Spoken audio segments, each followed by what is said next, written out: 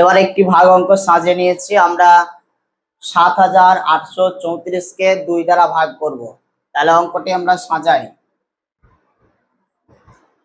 ২ এখানে ৭, ৮, ৩, ৪। দেখো আমার প্রথম কাজ হচ্ছে কটা সংখ্যার কাজ করব, একটা, দুটো না তিনটে। আমাকে একটা বিষয় জানতে হবে, আমি যেটা নামটা পড়ছি এটা হচ্ছে ভাজক, আর ভিতরে যেটা রয়েছে এটা হচ্ছে ভাজ্য। এবার এই ভাজকের ছাড়া ভাজ্য যদি ছোট হয় তাহলে আমরা ভাগ করতে পারবো না, তখন আবার একটি সংখ্যা নিতে হয়। কিন্তু এখানে দেখো ভাজকের ছাড়া ভাজ্য কিন্তু বড় রয়েছে।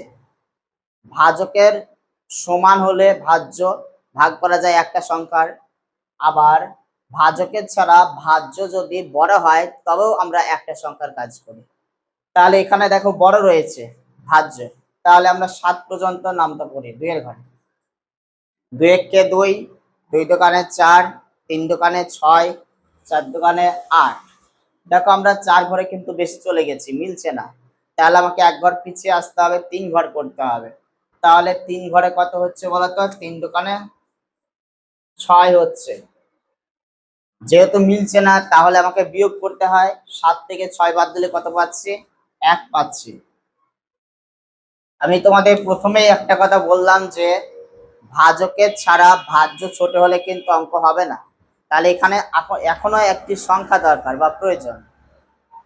ভাজকের ছাড়া ভাজ্য ছোট হয়েছে, সেজন্য এখনো পর্যন্ত একটি সংখ্যা দরকার। পরবর্তী সংখ্যা কত রয়েছে? ৮। ৮কে আমরা নামিয়ে দেব। এবার তোমরা ২ এর ঘরের নামটা পড়ো ১৮ পর্যন্ত। ২ একে ২, ২ দোকানে ৪, ৩ দোকানে ৬, ৪ দোকানে ৮, ৫ দোকানে ১০, ৬ দোকানে ১২, ৭ দোকানে ১৪, ৮ দোকানে ১৬, ৯ দোকানে ১৮। ৯ ঘরে মিলে যাচ্ছে। ৯ দোকানে ১৮ দাগ দিয়ে দিলাম। এবার পরবর্তী সংখ্যা কত রয়েছে? ৩। ৩কে আমরা নামিয়ে দেব একদম। এবার তোমরা দেখো ২ এর ছাড়া ৩ বড় রয়েছে, এক সংখ্যারই কাজ হবে। তাহলে ২ এর ঘরে নামটা পড়ো। ২ একে ২, ২ দোকানে ৪। দেখো ২ ঘরে কিন্তু ৩ এর ছাড়া বেশি হয়ে যাচ্ছে, তাহলে এক ঘর করলে কত হচ্ছে? ২ একে ২ করবো আমরা। ২ একে ২। এবার তোমরা বিয়োগ করো। ৩ থেকে ২কে তোমরা বাদ দাও, কত হবে বলো তো? ১ হবে। না মিললে আমাদের সবসময় বিয়োগ করতে হবে। পরবর্তী সংখ্যা কত রয়েছে? আমরা ৪কে দেখতে পাচ্ছি। যেহেতু ২ এর ছাড়া ১ ছোট, যেহেতু ২ এর ছাড়া ১ ছোট, সেজন্য আমরা উপর থেকে সংখ্যা নামাবো। ৪কে নামিয়ে দিলাম। আমরা ১৪কে পেয়েছি। আমরা ১৪কে পেয়েছি। তাহলে তোমরা ২ এর ঘরের নামটা বলে ১৪ পর্যন্ত আসো। ২ একে ২, ২ দোকানে ৪, ৩ দোকানে ৬, ৪ দোকানে ৮, ৫ দোকানে ১০, ৬ দোকানে ১২, ৭ দোকানে ১৪। দেখো মিলে গেছে ৭ ঘরে।